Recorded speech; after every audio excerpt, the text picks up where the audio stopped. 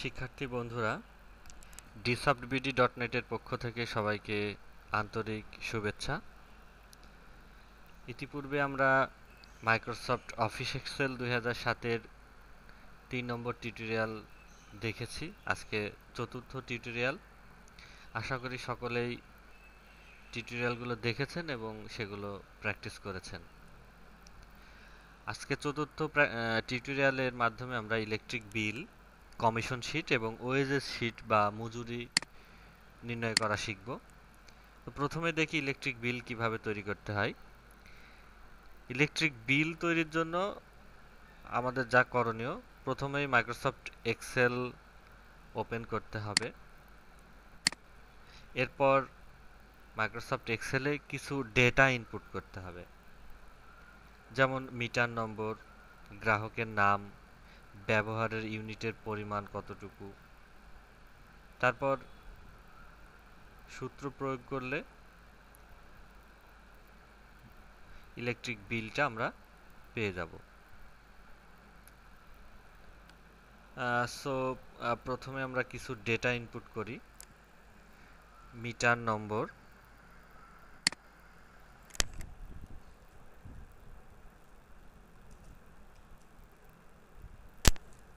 Name, unit এবং electric bill বা বিল।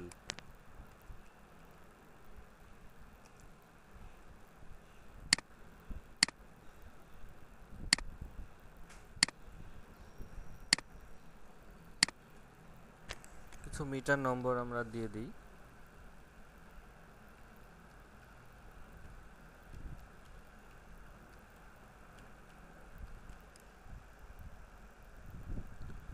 এবং কিছু নাম, গ্রাহকের নাম, যার নামে মিটারটি থাকবে ওই ব্যক্তির নামটি এখানে দিতে হবে। অর্থাৎ যার নামে বিদ্যুৎ লাইন বা সংযোগ নেওয়া এবং যার নামে বিল হবে ওই ব্যক্তির নামেই আসলে আমরা এখানে নামটি ইনপুট করব।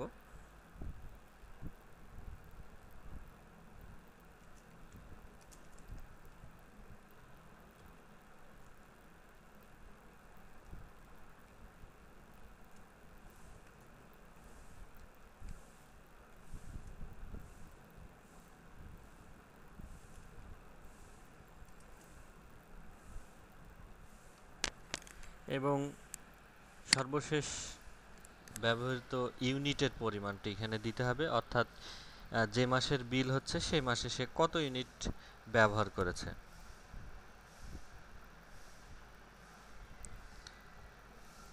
আমরা এখানে কিছু ব্যবহৃত ইউনিট আমরা দিয়ে দিই: 180, 230, 310, 450। এখন যদি মানে আমরা সূত্র প্রয়োগ করি এবং তার শর্তটা যদি এমন হয়, ব্যবহৃত ইউনিট অর্থাৎ যত ইউনিট ব্যবহার করা হয়েছে সেটি যদি 200 সমান বা কম হয়, তাহলে যে ব্যক্তি অর্থাৎ গ্রাহককে প্রতি ইউনিটে 2 টাকা করে বিল প্রদান করতে হবে। 300 ইউনিটের সমান বা তার নিচে হলে 2 টাকা 50 পয়সা পার ইউনিটে বিল দিতে হবে। যদি 400 ইউনিটের সমান বা নিচে হয়, তাহলে প্রতি ইউনিটে 3 টাকা বিল প্রদান করতে হবে।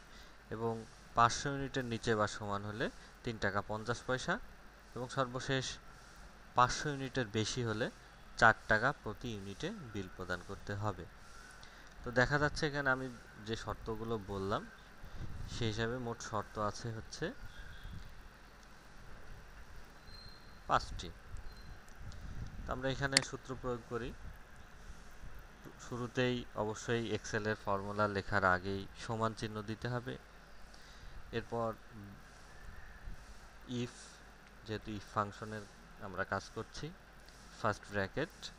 এখন লজিক্যাল টেস্ট দিতে হবে, অর্থাৎ আমাদের ব্যবহৃত ইউনিটের যে সেল অ্যাড্রেস সেই সেল অ্যাড্রেসটি দিয়ে is less than or equal two 200, অর্থাৎ যদি এই ব্যবহারের পরিমাণটা ইউনিট যদি 200 সমান বা নিচে হয় তাহলে কমা দিয়ে ভ্যালু ট্রু হচ্ছে C2, অর্থাৎ ব্যবহৃত ইউনিটের সাথে 2 টাকা পার ইউনিট বিল প্রদান করতে হবে।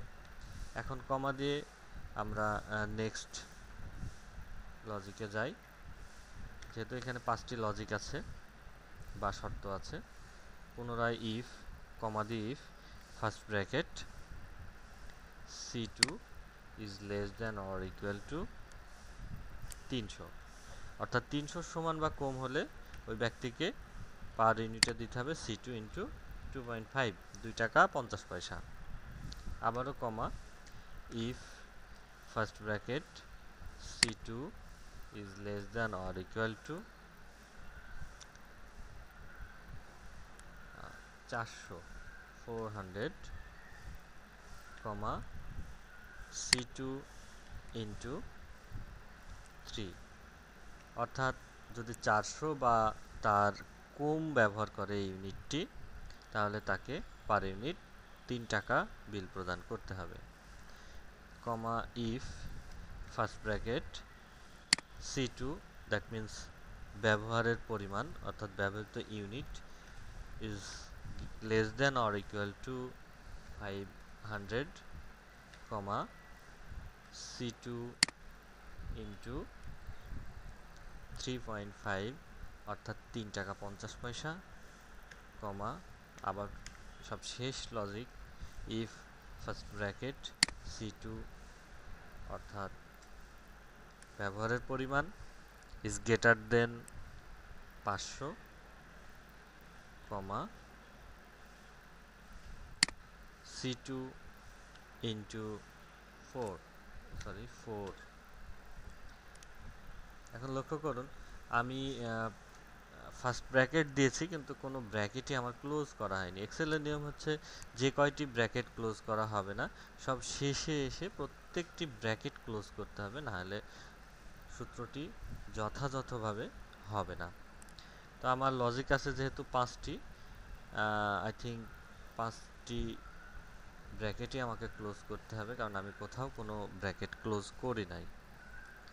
1 2 3 4 5। এখন আরেকবার বলি সমান ইফ C2 দ্যাট মিন্স ব্যবহৃত unit is less than or equal two 200 নিচে যদি ব্যবহার হয় তাহলে 2 টাকা, 300 নিচে বা সমান হলে 2 টাকা 50 পয়সা, 400 নিচে বা সমান হলে 3 টাকা এবং 500 নিচে বা সমান হলে 3 টাকা 50 পয়সা। এখানে দুইবার 500 লিখেছি। অনেক স্টুডেন্ট এখানে কোশ্চেন করে থাকে যে দুইবারই কেন 5000 লেখা, কারণ এটা 5000 এবং 5000 সরি 500 এবং 500 এর নিচে ব্যবহৃত ইউনিটটা হচ্ছে 500 বা 500 নিচে, কিন্তু এখানে লক্ষ্য করুন 500 উপরে, মানে অবশ্যই 501 বা 500 থেকে কিছুটা উপরে হতে হবে, সুতরাং দুটি কখনোই এক নয়। যাই হোক, ফর্মুলা দেওয়া হলে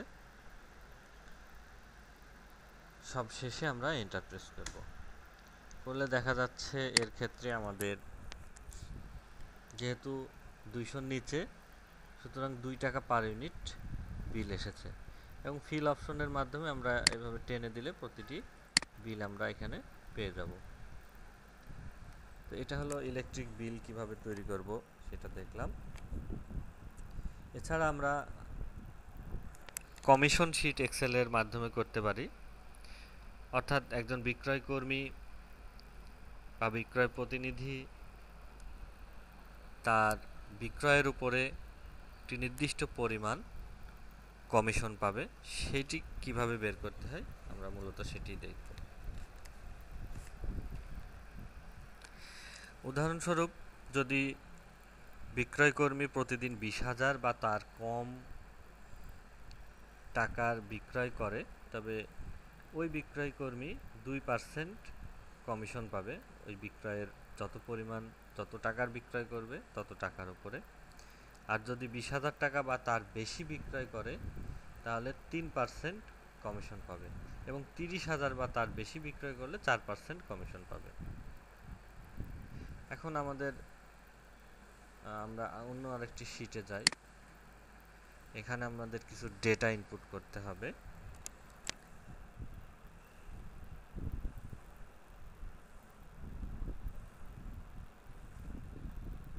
আমরা এখানে ডেটা ইনপুট করতে পারি।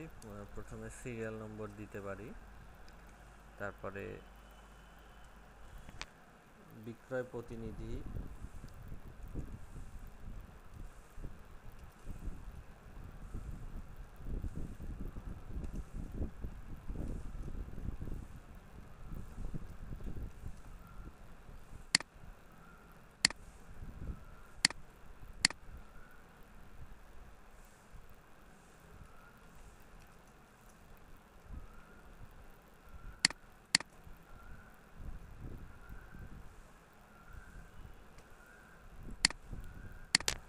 আমরা এখানে লিখেছি serial number, name of sales representative, sales amount and commission.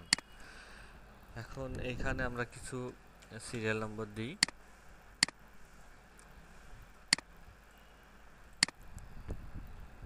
নাম লিখতে হবে, আমরা বেশি না 5টা লিখি, কারণ সময়ের ব্যাপার নাম লেখা।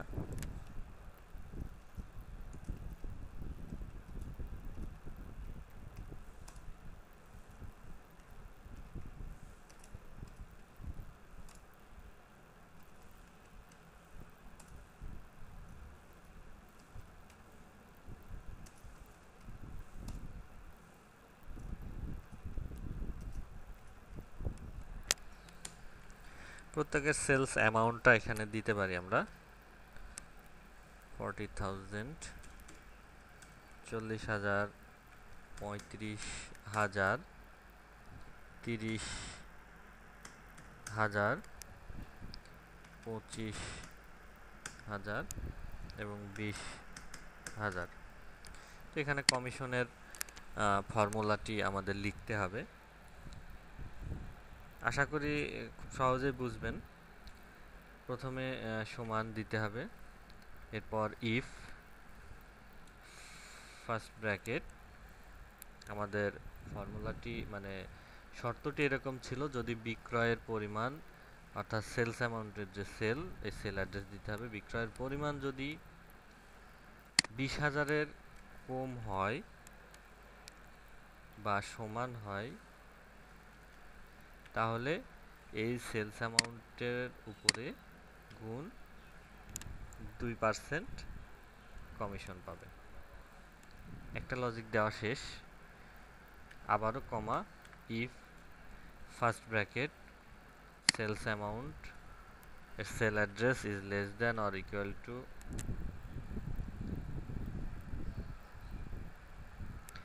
আসলে এখানে লেস দ্যান না দিয়ে আমরা গ্রেটার দেন দিতে পারি, greater than or equal two 20,000। যেহেতু 20,000-এর কম হলে 2% পাবে এবং 20,000-এর বেশি হলে ইন্টু 3%, শতকরা 3%, কমা if first bracket C2 is greater than or equal to 30,000, comma C2 into 4%। এবং ব্র্যাকেটগুলো ঠিক পূর্বের ন্যায় যে কয়টি ব্র্যাকেট আছে এবং যেগুলো ক্লোজ করা হয়নি, প্রতিটি ব্র্যাকেটই আমাদের ক্লোজ করতে হবে। আচ্ছা, লক্ষ্য করুন, C2 is less than or equal to 20,000, C2 into 2%, অর্থাৎ যদি সেলস অ্যামাউন্ট 20,000-এর নিচে বা সমান হয়, অর্থাৎ কম বা সমান হয়, তাহলে 2% কমিশন পাবে। যদি 20,000-এর উপরে বা সমান হয়, আসলে এইখানে একটু সমস্যা হবে। এখানে সমান চিহ্নটি দেওয়া যাবে না, কারণ এখানেও আমি সমান হলে 2% বলছি এবং এখানে সমান হলে 3% বলছি। তো আমার মনে হয় যে কোনো এক জায়গায় সমান চিহ্নটা উঠিয়ে দেওয়া যায়, প্রথম দিকেই ওঠাই। যে 20,000-এর কম হলে সে 2% পাবে এবং 20,000-এর সমান বা বেশি হলে 3% পাবে। এবং এখানে 30,000-এর সমান বা বেশি হলে 4% পাবে। এখন আমরা এন্টার প্রেস করব এবং ফিল অপশনের মাধ্যমে আমরা প্রতিটি সেলেই একই ফর্মুলা প্রয়োগ করব। 20,000 টাকা পর্যন্ত সেল করলে কেউ যদি একটু লক্ষ্য করেন, এইটা 20,000-এ 600 টাকা পাচ্ছে। যদি 19,999 টাকা সেল করে, তাহলে তাকে 1 টাকার জন্য প্রায় 200 টাকার উপরে হচ্ছে, অর্থাৎ 399 টাকা 98 পয়সা তিনি কমিশন পাবেন। তিনি যদি মাত্র 1টি টাকা সেল বেশি করতে পারেন, তাহলে সেই ক্ষেত্রে উনি 200 টাকা বেশি পাবেন। এ হচ্ছে কমিশন শিট।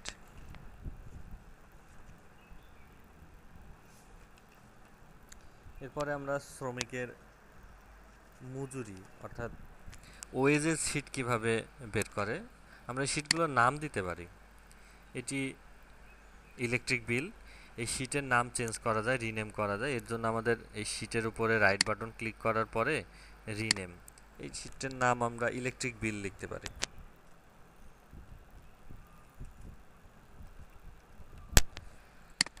সেকেন্ড শিটটি আমাদের কমিশন শিট, সো এটির নাম আমরা কমিশন শিট দিতে পারি। রাইট বাটন শিটের উপর ক্লিক করে রিনেম।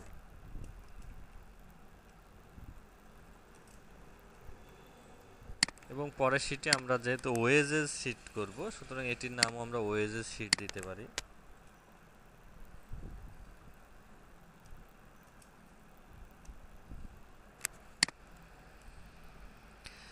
এখন ওয়েজেস শিট করার জন্য প্রতিটি ক্ষেত্রে এক্সেলে ডেটা ইনপুট করতে হয়, সো এটার জন্য আমাদের ডেটা ইনপুট করার প্রয়োজন আছে।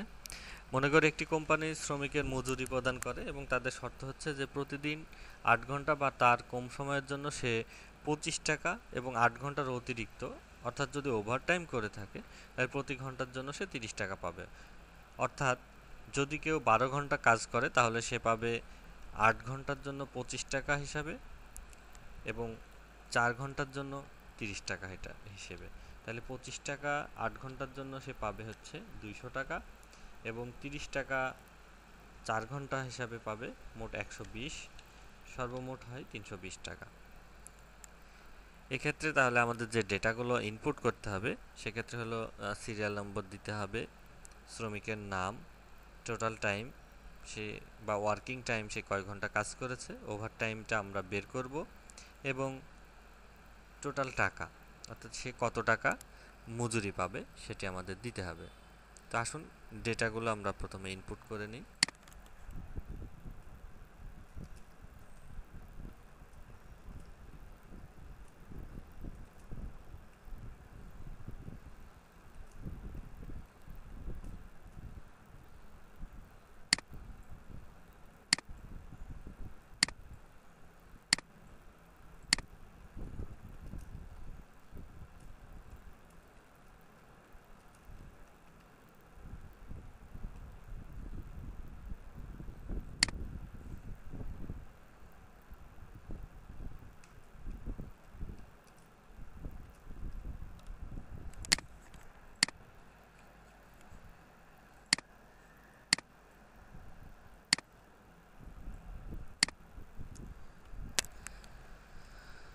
নাম লিখতে হবে,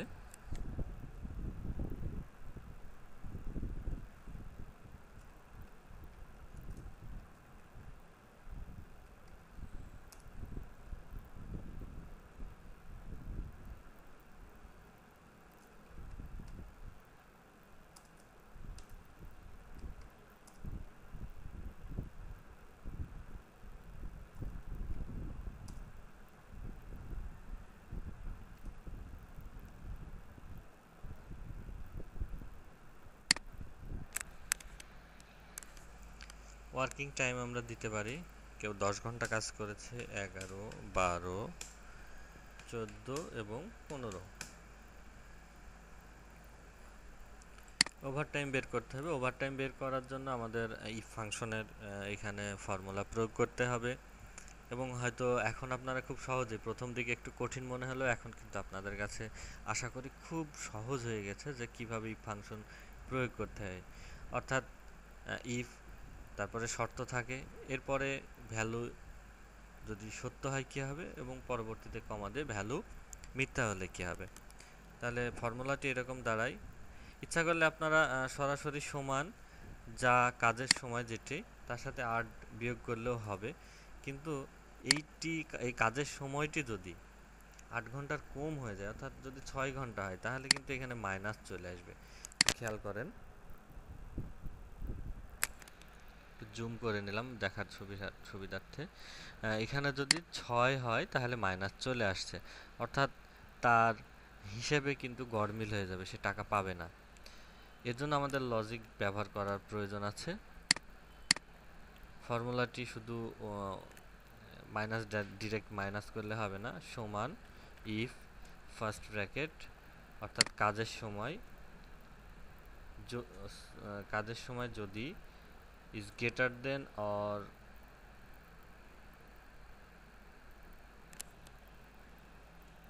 greater than 8, C2 minus 8, 0। আচ্ছা, এখানে যে লজিকটি ব্যবহার করেছি এটা হচ্ছে শর্ত C2, that means working time যদি 8 এর বেশি হয়, অর্থাৎ এই ঘরে এই সেলে যদি 8 এর বেশি থাকে তবে এই ফর্মুলাটি নিবে, অর্থাৎ C2 থেকে 8 বাদ দিবে, নতুবা 0 বসাবে।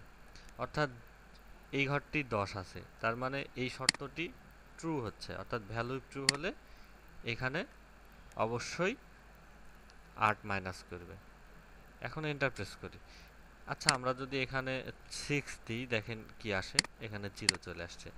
এখন কি হয়েছে, যদি C2 8 এর বেশি, অর্থাৎ C2 8 এর বেশি, এই কথাটি সত্য নয়, কারণ এখানে 8 এর বেশি নয়, সেজন্য এই ফর্মুলাটি আর নিচ্ছে না, ভ্যালু ট্রু না, এখন ভ্যালু ফলস, সুতরাং শেষেরটা 0 নিচ্ছে।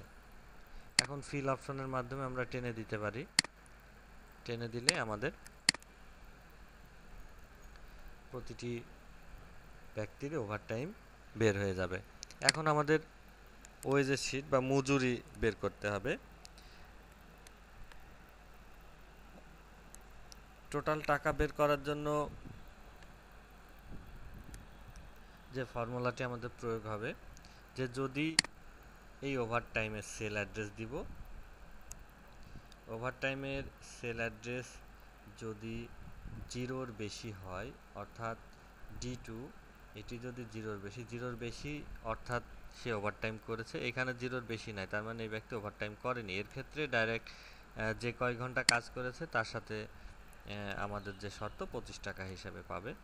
আর যদি 0-র বেশি হয়, দ্যাট মিনস এই ব্যক্তি হালিম 3 ঘন্টা ওভারটাইম করেছে, এর ক্ষেত্রে ফর্মুলাটি হবে আগে 8 ঘন্টা গুণ 25 পাবে, তার সাথে যোগ এই সেল গুণ 30, অর্থাৎ এই সেলে, অর্থাৎ D3 বা ডি কলামের যে সেল, অর্থাৎ ওভারটাইমের সাথে 30 টাকা গুণ হবে।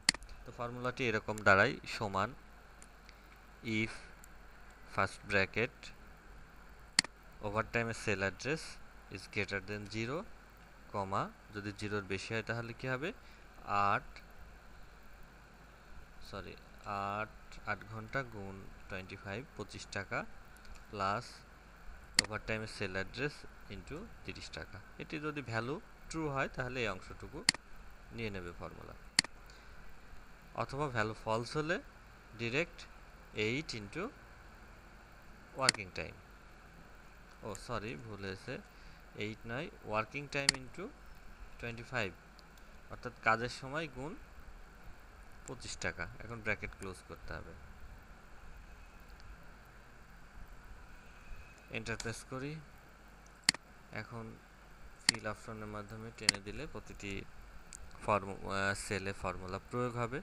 খেয়াল করুন, এখন আমি যদি এখানে 10 ঘন্টা দিই তাহলে ব্যক্তির 2 ঘন্টা ওভারটাইম হয়, অর্থাৎ প্রথম 8 ঘন্টা সে 25 টাকা করে পাচ্ছে, 25 টাকা হিসেবে 8 ঘন্টায় আসে 200 টাকা, এবং 30 টাকা হিসাবে 2 ঘন্টায় আসে 60 টাকা, সেই হিসাবে মোট 260 টাকা সে পেয়েছে। তো আশা করি কমিশন শিট সকলেই বুঝতে পেরেছেন এবং ইলেকট্রিক বিলও বুঝেছেন। ওয়েজের শিটও খুব সহজে বুঝতে পেরেছেন। আবারও ডিসঅফট বিডি ডট নেটের পক্ষ থেকে সবাইকে শুভেচ্ছা জানিয়ে এবং প্রত্যেকে বাসায় এগুলো প্র্যাকটিস করবেন এই আশা পোষণ করে আজকের টিউটোরিয়ালটি এখানেই শেষ করছি।